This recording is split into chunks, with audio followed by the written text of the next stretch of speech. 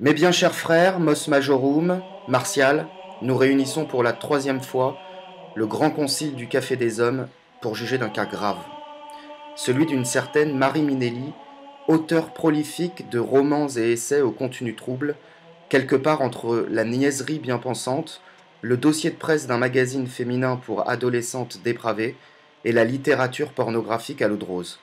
Auteur de 14e zone, dont les ouvrages aux titres évocateurs tels que Les filles bien n'avalent pas, Comment transformer votre mec en Brad Pitt en 30 jours, Oser les sex friends, Oser l'amour des grosses et j'en passe, n'auraient certainement jamais attiré notre attention.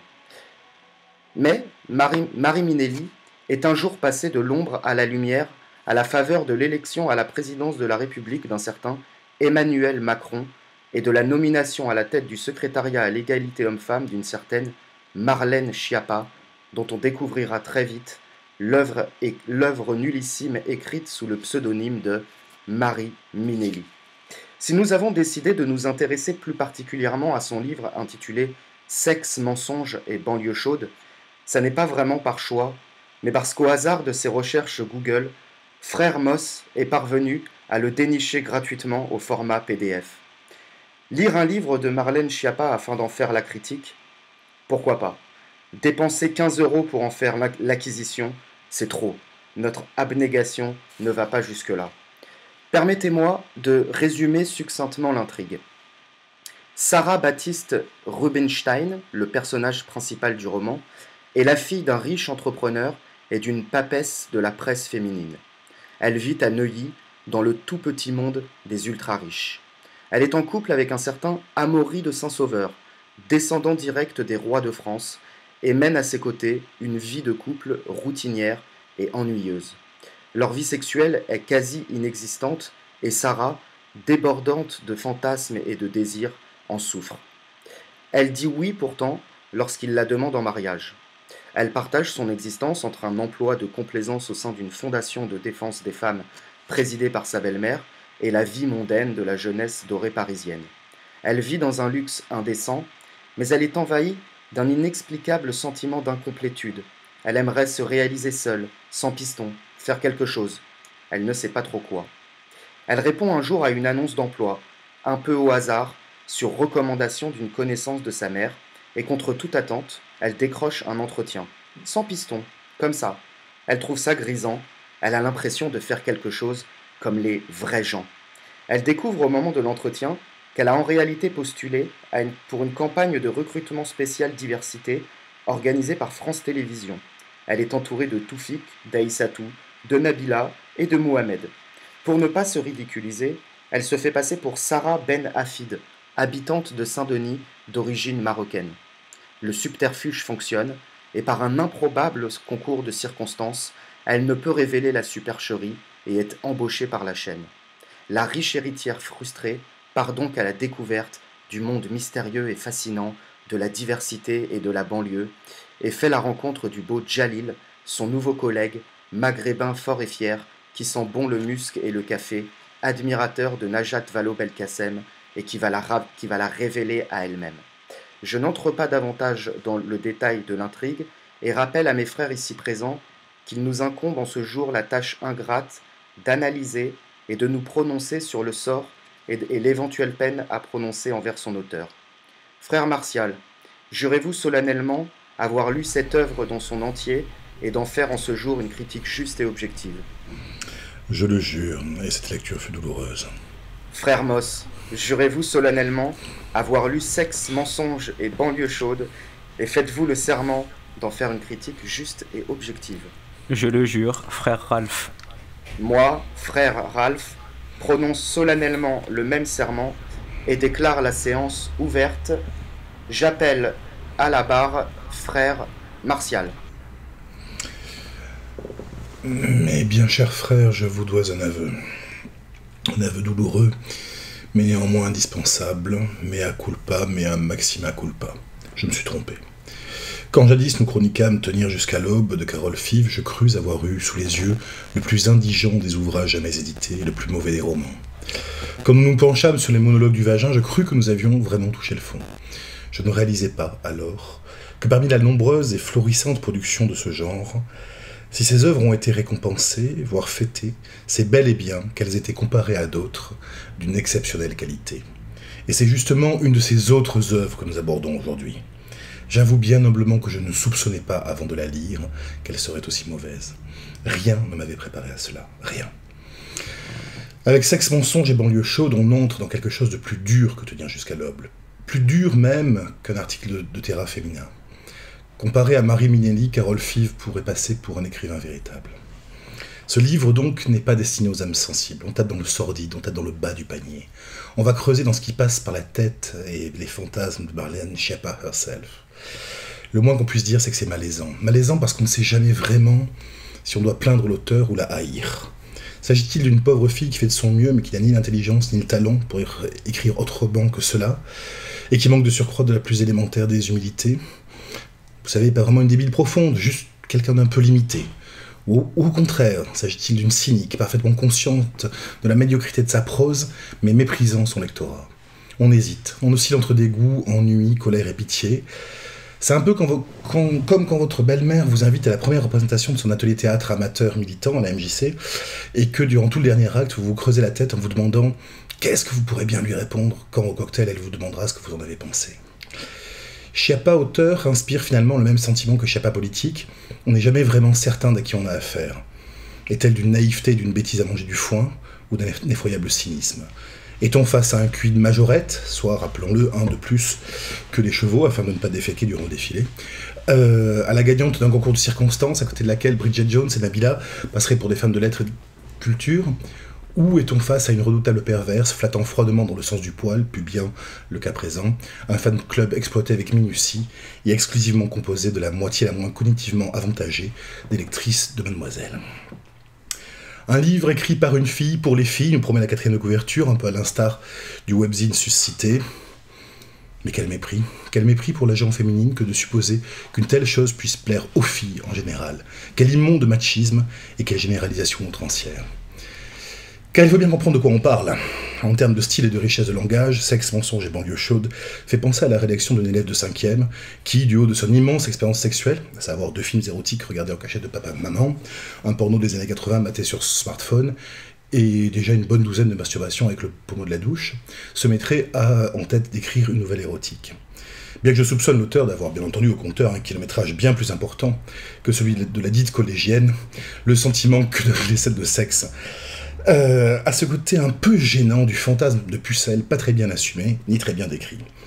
Plus exactement, on a l'impression que l'auteur, en réalité, n'a aucun fantasme ni goût particulier, et qu'elle tente de faire passer pour du vice, ce qui relève de la banalité la plus plate. Un peu de voyeurisme, un fond de lesbianisme mal assumé, le fantasme vague d'une sodomie qui n'arrive pas, finalement rien de plus que ce que la jeune fille contemporaine a déjà découvert et expérimenté à 14 ans et demi, et que Marie Minelli, nous restitue sur le ton le plus clinique et le plus prosaïque, sans l'ombre du début de quelque chose qui pourrait éventuellement ressembler à de l'excitation. On n'a même pas l'impression d'un vrai roman érotique. Il faut dire que dans le monde de Marie Minelli, le sexe arrive sans prévenir et sans conséquence. Il n'y a ni attente fantasmée ni transgression. Or, comme Georges Bataille le rappelle fréquemment dans ses écrits, c'est la transgression qui est à la racine ultime de l'érotisme. Rien n'est aussi excitant que l'imprévu, que l'interdit, qu'un rapport sexuel qui pourrait nous valoir la douleur ou la mort, s'il était découvert, ou même sans aller jusque-là, qui nous mettrait dans l'embarras. Rien ne donne autant de valeur à une aventure que le fait qu'elle nous coûte quelque chose. Or, il n'y a rien de tout cela chez Marie Minelli. Son héroïne Sarah peut bien se faire sauter par tout ce qui se passe, son mec n'y voit que du feu, n'a rien à y perdre, elle a tout à y gagner, et baise la pauvre, sans couleur et sans imagination. D'où des scènes poussives, toutes scénarisées sur le même schéma. On a cunilingus, puis fellation, puis pénétration vaginale, toujours et exclusivement dans cet ordre-là, ce qui donne l'impression de zapper le long d'un mauvais vieux porno. Des scènes sans enjeu ni sous-entendu, dans lesquelles les protagonistes n'ont en tête que le plaisir, comme si l'auteur, et c'est bien possible au fond, ignorait qu'il puisse y avoir dans le sexe bien d'autres choses en jeu. Même la scène de domination-soumission finale est d'une banalité à pleurer. L'impression que transmet l'auteur, c'est qu'en définitive, d'ailleurs voilà, même ma chatte est d'accord. L'impression que transmet l'auteur, c'est qu'en définitive, le sexe ne l'intéresse pas plus que cela, et que ce qu'elle a à en dire et à en faire ressentir n'est pas plus original que ne le seraient les récits sortis en bois de votre voisine ou de vos collègues de bureau.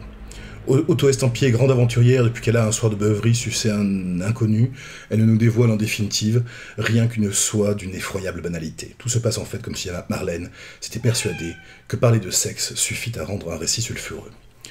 Le style se veut léger, le roman un peu façon roman de plage, quelque chose qui se veut détendu et fluide mais qui en réalité est forcé, sonne creux et faux, et révèle, à longueur de page, à la fois l'inculture et le manque de profondeur de l'auteur, et toute la déconsidération qu'elle ressent pour son lectorat. De la même façon que la presse féminine est une insulte aux femmes, Sexe, mensonge et banlieue chaude est un crachat à la gueule de tout lecteur, de toute lectrice, pourvu d'un minimum de cervelle, de sens du beau et d'esprit de cohérence. Pour vous donner un ordre d'idée, tant en termes de fond que de forme, on se situe quelque part dans un univers entre Martine et la sodomie surprise, et un article de Mademoiselle, ce qui en soi n'est pas forcément une surprise. Après tout, la cible à laquelle elle s'adresse, c'est bien la même. On s'adresse à une jeune fille entre 16 et 30 ans, issue de la petite et moyenne bourgeoisie, pas forcément intelligente, pas totalement inculte, mais quand même radicalement inutile et vaine, passionnée exclusivement par tout ce qui touche à sa chatte et à son nombril. Bref, la fraction la plus fondamentalement parasitaire de la jeunesse, mais qui est persuadée d'incarner le camp du bien. En termes de construction dramatique, le roman suit un scénario de comédie romantique, tout ce qu'il y a de plus prévisible, en ignorant au passage superbement l'une des règles essentielles du genre, à savoir le fusil de Tchekhov. Le fusil de Tchekhov, c'est un principe de construction narrative, que l'on doit au dramaturge russe Anton Tchekhov, et qui encourage à une certaine forme de parcimonie. Il se résume comme suit. Supprimez tout ce qui n'est pas pertinent dans l'histoire. Si dans le premier acte vous dites qu'il y a un fusil accroché au mur, alors il faut absolument qu'un coup de fusil soit tiré dans le deuxième, troisième acte. S'il n'est pas destiné à être utilisé, il n'a rien à faire là. Mais Milady, de toute évidence, ne connaît rien à ce principe, ou peut-être le connaît-elle et l'ignore-t-elle à dessein. Il faut dire que si on supprime le gras, l'inutile, le faisandé de son roman, il n'en reste rien. Bien entendu, le fusil de Tchekhov n'est pas une règle absolue, et certains auteurs excellent à noyer le poisson, mais enfin la règle demeure tout de même, et si vous obligez votre lecteur à faire l'effort de retenir un élément, c'est que cet élément doit servir pour la suite de l'histoire. C'est à la fois une question d'élégance, d'économie narrative et de politesse envers le lecteur. Prenons quelques exemples de fusils de Tchekhov ratés dans cette œuvre. Tout d'abord, la judaïté du personnage principal, dont on nous apprend qu'elle descend d'Elena Rubinstein. Cet aspect de la biographie de Sarah nous est exposé à plusieurs reprises. On insiste beaucoup, à tel point qu'on peut supposer que cela entrera en ligne de compte. Qui sait? Peut-être que son comportement l'amènera au banc de sa synagogue. Peut-être que ça posera problème dans son mariage avec Amaury de Saint-Sauveur. Le curé pouvant trouver y redire. Peut-être que ça la mettra en bisbille avec son amant musulman, qui pourrait être pro-palestinien, voire franchement sauralien. Osons des parallèles plus profonds et mystiques. Peut-être même l'itinéraire de Sarah est-il un parallèle avec celui de la Sarah biblique, qui en changeant de nom acquiert une forme d'indépendance, car tout comme Abraham qui devient Abraham, Sarai, ce qui signifie ma princesse en hébreu, deviendra Sarah, ce qui signifie la princesse. En rencontrant Dieu, elle acquiert la maîtrise d'elle-même et l'autonomie, restant l'épouse d'Abraham, mais apprenant à exister en tant qu'être individuel. Belle métaphore pour une jeune fille en quête de liberté. Bref, on pouvait faire de la judaïté des personnages le ressort de plusieurs aspects potentiellement intéressants de l'intrigue, sans tomber ni dans Rabbi Jacob, ni dans la vérité sigement. Bah non, rien. Marie Minnelli nous parle longuement des origines des personnages, pour rien. Rien parce que tout cela n'a aucun effet sur le récit. En fait, tout se passe comme si l'auteur voulait simplement nous donner un coup de coude, et nous faire un clin d'œil du genre « Hey, regarde comme je suis non antisémite et non raciste, je crée une héroïne juive qui se tape un maghrébin. » C'est là le problème, ça ressemble tellement à un clip pour SOS Racisme ou un épisode de Plus belle la vie que ça en est ridicule.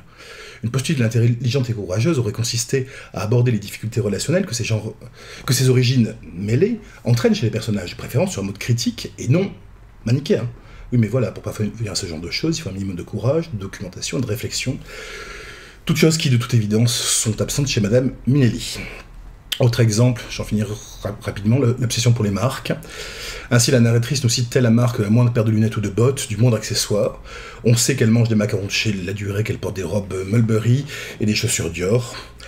Quand Bret Easton Ellis utilise ce genre de procédé littéraire, c'est pour nous montrer la folie de Bateman, ou les névroses inhérentes au milieu yuppie dans lequel il évolue. Mais pas chez Marie Minnelli. Ce name-dropping perpétuel, il y en a à chaque page, de marques prestigieuses ou de célébrités bien réelles, malgré la gêne qu'il provoque, ne veut rien dire, ne prépare à aucune situation future. C'est même pas une façon de critiquer la superficialité du personnage. Ça ne prépare même pas à un clash culturel avec son amant prolo, c'est juste du gras. Gras encore le fait qu'on insiste longuement sur le fait que la narratrice est une bourgeoise, mais finalement son escapade, y compris solitaire et nocturne à Saint-Denis, ne sera qu'une balade sans conséquence. Elle ne rencontrera que des gens sympas, sera tout le temps en sécurité, n'aura même pas une vague trouille. Décor en carton-pâte et gras inutile. Une fois donc qu'on a éliminé le gras de cette œuvre, on ne reste qu'une pauvre petite chose, mesquine et assez misérable. Un ramassis de petits clichés, de manque de documentation, de fantasmes éculés, avec au passage une description fantasmatique d'une bourgeoisie neuilléenne que l'auteur paraît critiquer, mais à laquelle en réalité son seul véritable rêve humide est d'appartenir, en dépit du fait qu'elle la décrit si mal. Le name-dropping, qu'il s'agisse de marque ou de personne, semble être le seul élément de merveilleux, la seule chose qui fasse réellement frémir l'imagination médiocre de Marie Minelli. Le tout transmet une impression dérangeante, l'impression à la sortie de tout cela d'avoir fait une excursion dans un esprit d'une grande pauvreté, un esprit dans lequel Gala représente le summum de la classe et du chic, un esprit pour qui, dans l'amour, il est excitant de dire « Oh oui, encore, mais la moi toute » sur fond de musique des années 80, pourvu qu'on le fasse en ayant remonté sa robe Prada. Un esprit donc pour qui parler de marque hors de prix est sans doute finalement plus érotique que d'évoquer une chair triste et sans intérêt, pour laquelle visiblement l'auteur n'a même pas beaucoup de goût. Voici donc ce que j'en pense et je laisse la parole à mes frères. Frère Martial, vous avez été entendu. J'appelle à la barre Frère Moss. Merci beaucoup, frère Martial, pour cette analyse. Merci, frère Ralph, pour l'introduction.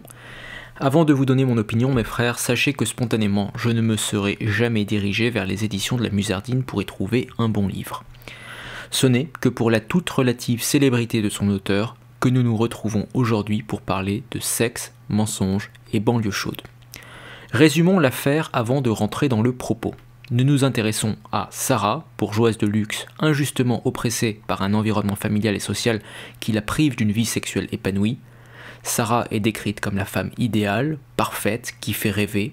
Et dans cette accumulation d'adjectifs mélioratifs, on peut voir poindre comme un fantasme de Marie Minelli, alias Marlène Schiappa, qui se rêve en muse. Sarah est promise à Amaury de Saint-Sauveur, petit bourgeois neuillé. Qu'on soit clair, Sarah n'a aucun mérite personnel. Elle occupe un bullshit job obtenu par maman et doit son aisance financière à sa future belle famille. Amaury n'est pas très disponible parce qu'occupée à gérer ses affaires et après quelques années passées ensemble, elle se sent délaissée sexuellement et rêve d'indépendance. Elle cherche donc un emploi chez France Télévisions, normalement réservé aux minorités, mais qu'importe, elle se fera passer pour maghrébine. Elle erre à la recherche d'un sexe qui saura la bénir de son orgasme dans une quête vide et pathétique. Enfin, un rapide épilogue, une demi-page, faut pas pousser, nous apprendra qu'elle renonce à son mariage avec Amaury pour lui préférer Jalil, qui semble plus talentueux dans l'intimité, et qu'elle obtiendra un poste dans le gouvernement pour promouvoir les minorités. Alors on ne sait pas très bien pourquoi elle obtient ce poste, ça sort de nulle part, c'est un Deus ex machina dans toute sa splendeur, un peu comme cet épilogue qui conclut en une demi-page quelque chose comme 100 pages d'intrigues ouvertes mais jamais refermées. Pas de quoi occuper 100 pages avec l'intrigue que je viens de vous résumer. Alors ces 100 pages, que contiennent-elles? Du cul, ça vous l'espériez, et je vais en reparler plus loin, une description passablement stéréotypée de la vie bourgeoise, ainsi qu'un panégyrique de la banlieue française. Pour ce qui est du style, il contient quelques tics descriptifs agaçants, par exemple celui de toujours préciser le nom de la marque, le modèle, la couleur de n'importe quel élément vestimentaire. On se croirait presque dans un catalogue Ikea où tous les protagonistes porteraient des étiquettes avec le nom du produit en défilant dans les pages de magazines glacés. On hésite entre la précision de la blogueuse de mode et le placement de produits permanents. On remarquera aussi l'exagération constante, le côté tape à l'œil de certains passages destinés à vous en mettre plein les mirettes par accumulation de détails, et encore, je ne vous ai pas parlé des scènes érotiques. Élevons le débat et feignons d'ignorer la médiocrité de l'intrigue et de la forme pour nous attarder sur la fresque sociale qui est dépeinte. Parce que oui, auditrice qui dans une bouffée de chaleur décidera d'ouvrir sexe, mensonge et banlieue chaude, sachez que les scènes érotiques se feront attendre entre d'interminables insignifiances de vie.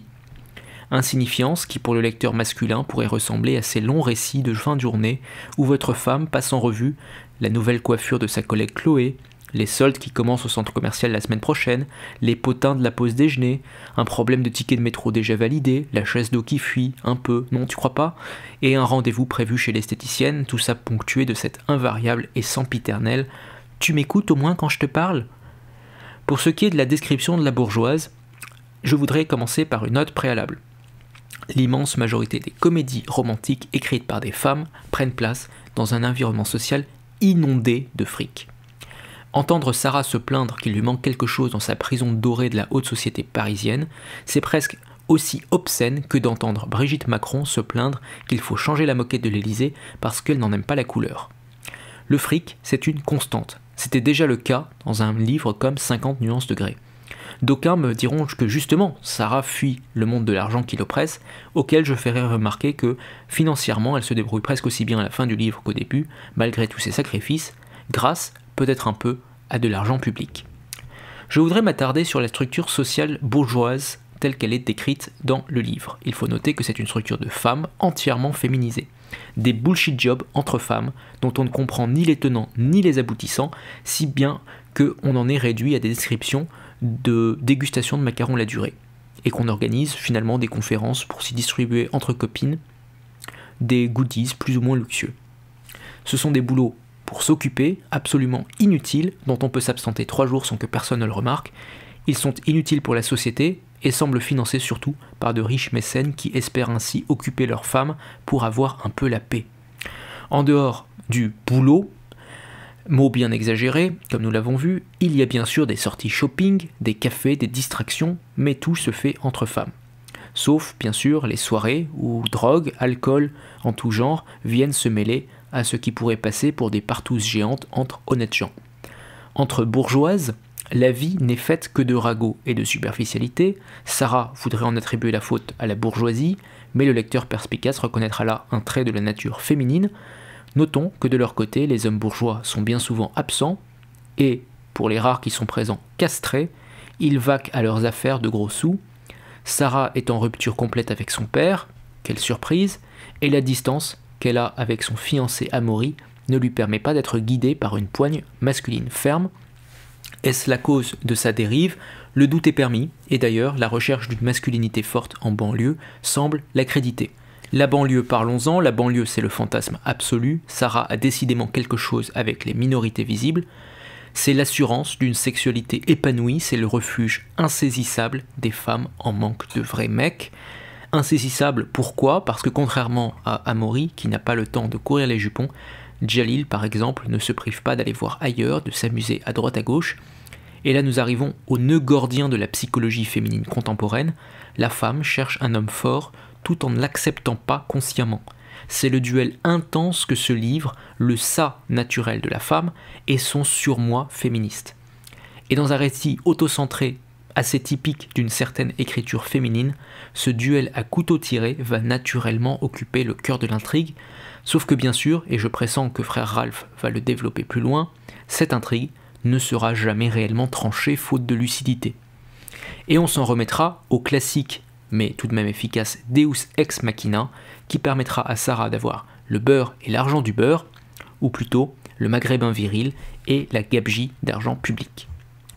La banlieue donc, c'est un endroit paisible, où des gens du coin charmants vous offrent un kebab parce qu'ils vous reconnaissent, on y travaille, les jeunes ne sont jamais des racailles violentes, tout se passe bien.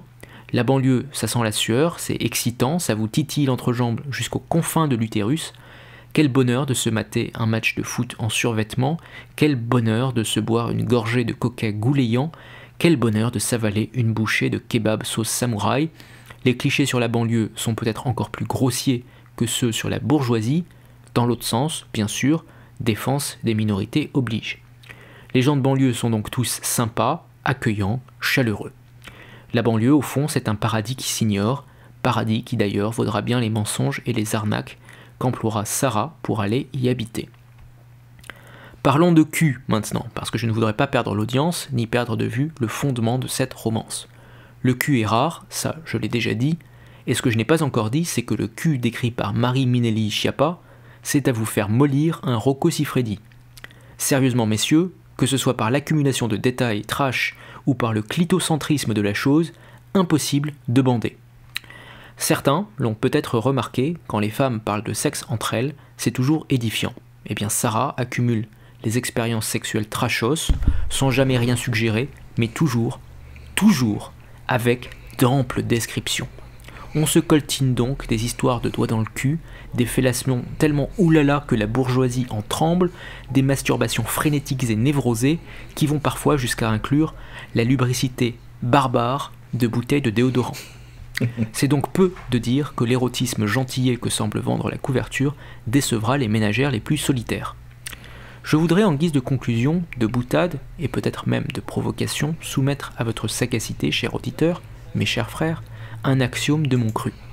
Après un examen comparé de sexe, mensonge et banlieue chaude, de 50 nuances degrés et de quelques autres barbouillages romantiques du même genre, je me suis demandé si la brutalité du sexe décrit dans les romances féminines n'était pas inversement proportionnelle à la beauté de leur auteur.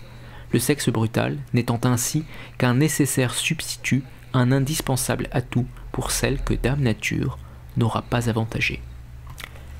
Et j'en ai terminé. Frère Mos Majorum, vous avez été entendu, c'est donc à moi que revient la difficile tâche de défendre le livre de Marlène Schiappa dans un souci de respect du principe du contradictoire. Je confesse avoir été l'objet de bouffées d'anxiété lorsque Frère Mos Majorum m'a annoncé le thème du présent autodafé. J'ai entamé cette lecture la mort dans l'âme, persuadé qu'elle me plongerait dans d'insondables souffrances. Et ce fut finalement pas si terrible que ça. Pour la forme d'abord. Évidemment, ça n'est pas du Julien Drac. C'est dans l'ensemble superficiel et mal écrit, mais ça se lit, Dieu merci, facilement et rapidement. 3 heures, pas davantage, pause salvatrice comprise. Ça ressemble à une longue nouvelle qu'on pourrait trouver dans un numéro spécial été d'un magazine féminin quelconque. C'est un peu comme regarder Plus belle la vie ou faire un mot croisé.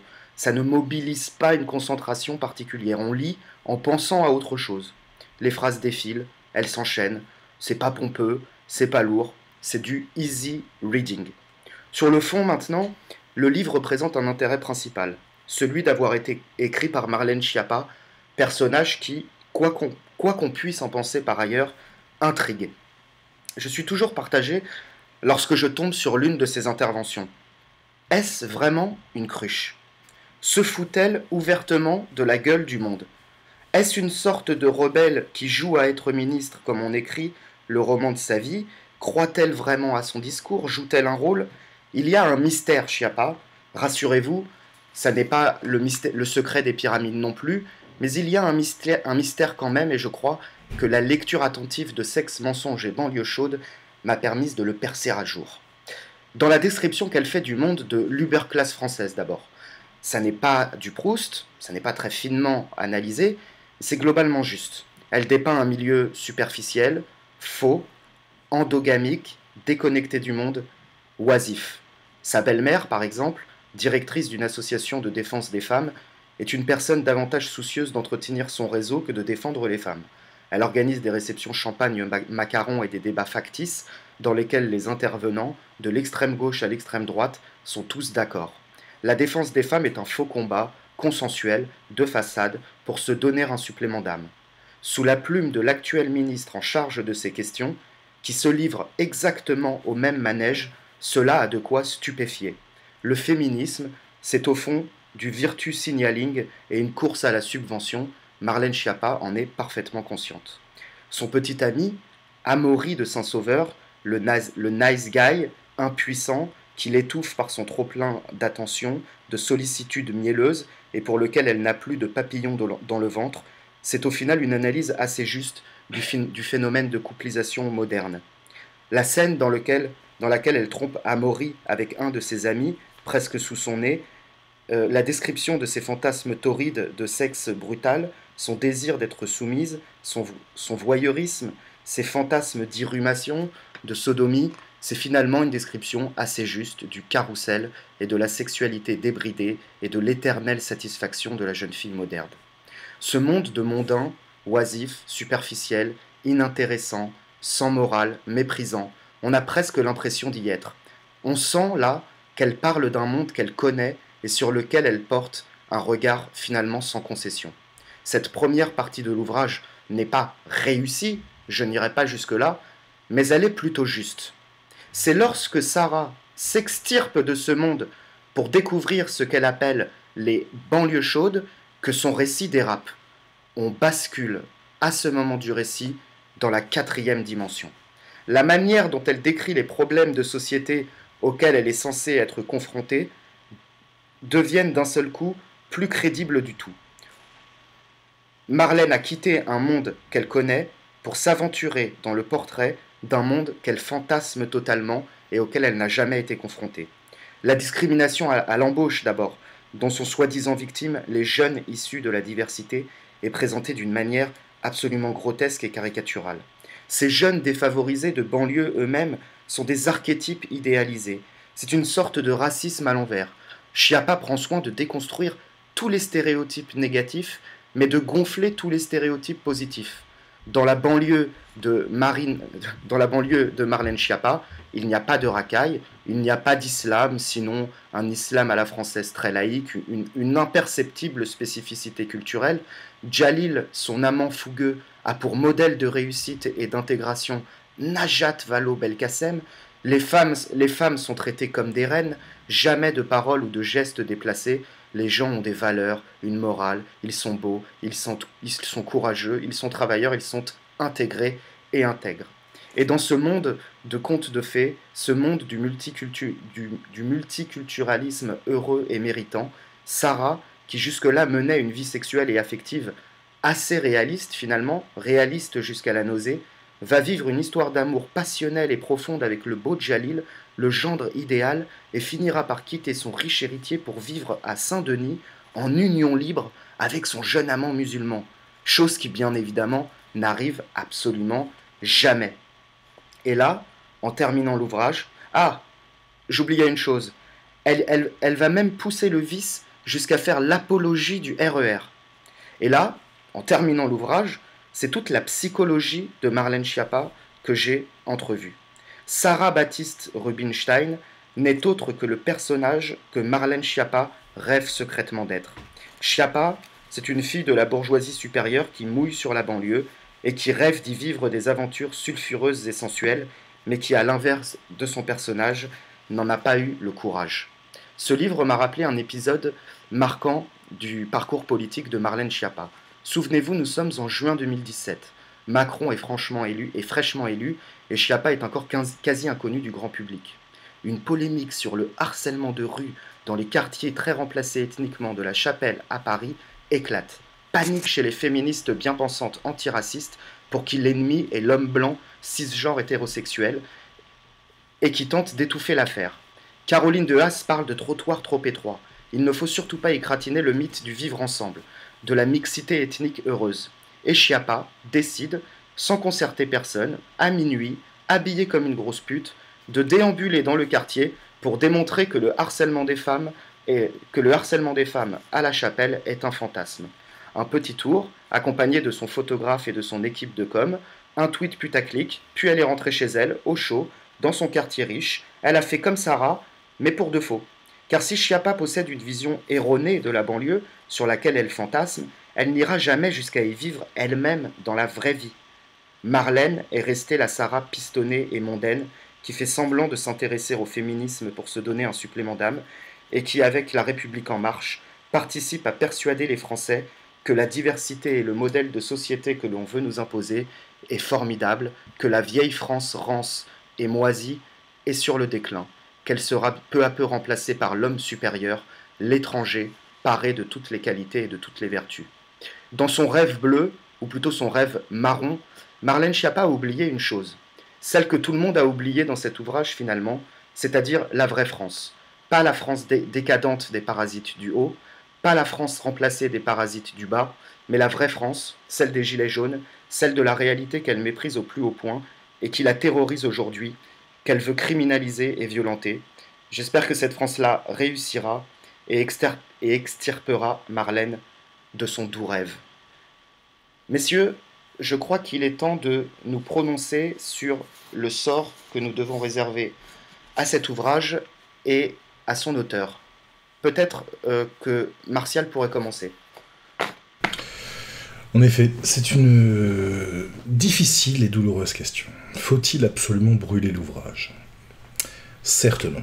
Si les versions digitales sont bel et bien à supprimer impitoyablement, Version papier, elles peuvent encore rendre bien des services. Emballage de poissons, calage de table branlante, allumage de barbecue, remplacement in extremis de papier toilette manquant, les usages ne manquent pas. Quant à l'auteur, ma foi, je dois avouer que je ne sais pas. Comme mentionné précédemment, c'est mon grand souci avec Marlène. J'ignore si elle est absolument stupide ou résolument perverse. Et à chaque fois qu'un nouvel élément vient tendre à confirmer l'une des deux options, elle s'empresse de fournir un indice contradictoire qui, lui, tend à entériner l'autre. Dans le doute, donc, je serai enclin à la clémence. Je pense que ce sera éventuellement à la Libération le rôle d'un tribunal révolutionnaire que de trancher cette épineuse question. Qu'il faille la tondre, oui, bien sûr, c'est une évidence. D'ailleurs, elle avoue elle-même dans le roman qu'elle est mal épilée, ce qui est une provocation claire en la matière. Faut-il aller plus loin? Et est-elle à plein droit blâmer? Je ne sais. Du coup, selon moi, le plus juste serait sans doute, en matière de peine, de la prendre au mot et au fantasme, et de la condamner à vivre ce qu'elle décrit comme étant le bonheur de son personnage, c'est-à-dire être la deuxième épouse d'un gars de cité, la première ayant été épousée au bled, et aller vivre avec lui le quotidien réel d'un HLM à Saint-Denis, sans la possibilité d'une escapade retour vers les beaux quartiers. Moss. Alors, en ce qui me concerne, donc je suis parfaitement l'avis de frère Martial en ce qui concerne le livre. Effectivement, vu qu'il existe des versions numériques, je pense que nous devons en interdire l'accès. Par contre, en ce qui concerne les versions papier, écoutez, je pense que ce serait engager beaucoup trop de frais que d'essayer de les récupérer pour s'en débarrasser. Donc, à défaut, je pense que d'honnêtes citoyens en trouveront un bon usage. En ce qui concerne l'auteur, eh bien écoutez, je suis partagé. J'aurais tendance à dire effectivement que l'envoyer vivre son fantasme dans la réalité serait une excellente manière de résoudre le problème. J'irai un peu plus loin parce que il me semble que le gros problème de ce livre, c'est que ce fantasme est un demi-fantasme. C'est-à-dire que c'est un fantasme qui coûte pas cher. Elle peut se permettre de rêver de vivre en banlieue parce qu'elle a tous les avantages de la banlieue, mais, coup de chance, elle garde tous les avantages offerts par le gouvernement, en l'occurrence, on ne sait pas trop pourquoi, mais elle finit représentante des minorités dans le gouvernement, et donc elle finit, grâce à de l'argent public et un bullshit job bien placé, à avoir les avantages de chacun des mondes. Eh bien, je pense qu'il faudrait la prendre au mot sur son fantasme, mais aller plus loin, et la forcer à prendre un vrai travail.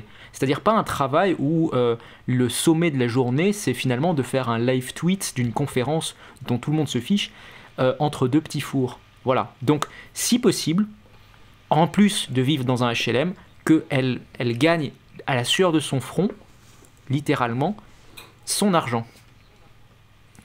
Frère Ralph. Alors, je vous rejoins totalement. En ce qui concerne le livre, moi, je ne préconise ni de le brûler, ni d'en faire une cale pour une table branlante, mais de le garder comme d'un témoignage de la déconnexion totale de nos élites, puisque je crois que dans quelques décennies, les observateurs auront peine à y croire. Et concernant Marlène Schiappa, eh bien, comme Martial et Moss Majorum, je préconise de la condamner à vivre dans la banlieue qu'elle aime tant, sur laquelle elle fantasme tant, et de se trouver en effet un vrai travail. Alors, pas un bullshit job, mais un vrai job de merde dans une grande surface ou ce genre de choses, ou dans une maison de retraite. Et voilà. Et voilà. J'ajoute qu'effectivement, à titre de fantasme, on apprend également dans le roman que chercher du boulot, c'est un truc excitant, vachement exaltant, pas angoissant du tout. Donc, ouais, il faut qu'elle s'y mette. Ouais. Mais tout ça, c'est parce qu'en fait, en fait, ça coûte rien. Elle est dans une position extrêmement confortable. Elle sait très bien que si jamais elle a besoin d'avoir de l'argent, il y en a autour, il n'y a pas de souci. Et finalement, le travail, c'est la vision du travail à peu près typique des féministes bourgeoises, c'est-à-dire des féministes d'État. Le travail, c'est un loisir. C'est une occupation pour se distraire, finalement. C'est une distraction pascalienne. Oui, mais de toute façon, tu ne peux pas réclamer un droit au travail quand tu sais ce que c'est que le travail, quoi. C'est-à-dire que c'est effectivement des gens pour qui le travail est avant tout un hobby. C'est avant tout discuter des derniers potins autour de la machine à café, quoi. Donc, effectivement, l'expérience du réel lui ferait sans doute du bien. Oui, elle fantasme le social, elle en a une vision complètement biaisée, elle fantasme le multiculturalisme, et il lui faudrait une cure de réalité, c'est tout ce qu'on peut lui souhaiter. Mmh. Et après, effectivement, comme on l'a souligné, il y a un mystère, Chiappa, et aujourd'hui, j'ai pas de réponse, quoi. Je ne sais pas du tout dans quel sens prendre les choses. Elle me semble de temps en temps d'un cynisme absolu, et j'ai l'impression d'avoir affaire à une manipulatrice perverse, et de temps en temps, j'ai l'impression d'avoir affaire à une gamine de 12 ans, quoi. Exactement. J'arrive pas à me prononcer non plus. J'ai l'impression qu'elle est les deux en même temps. En même temps, étant un petit peu la devise macronienne. Voilà. C'est ce qui a dû lui plaire chez Emmanuel Macron. Ouais. Elle est à la fois naïve et cynique. C'est assez bizarre. Et visiblement, elle partage avec le chef de l'État certains fantasmes. Donc, oui, c'est peut-être peut-être qu'ils se sont bien entendus là-dessus au départ. Ouais. Bon, a-t-on fait le tour Je crois que nous avons nos sentences, donc nous pouvons nous dire amen, mes frères. Est-il temps de clore l'audience? Eh bien, c'est ce que nous allons faire. Frère Martial, merci beaucoup. Merci à vous. Frère Mos Majorum, merci beaucoup. Merci beaucoup. Je vous donne rendez-vous dans 15 jours pour un nouvel épisode d'Autodafé qui, contrairement aux 3 premiers épisodes, se penchera sur une œuvre importante, je crois. Oui, intéressante en tout cas. Merci beaucoup, messieurs. Merci à vous, au revoir. J'espère que cette émission d'Autodafé vous a plu. Je vous signale que j'ai mis en description un lien vers une pétition pour demander la démission de Marlène Schiappa.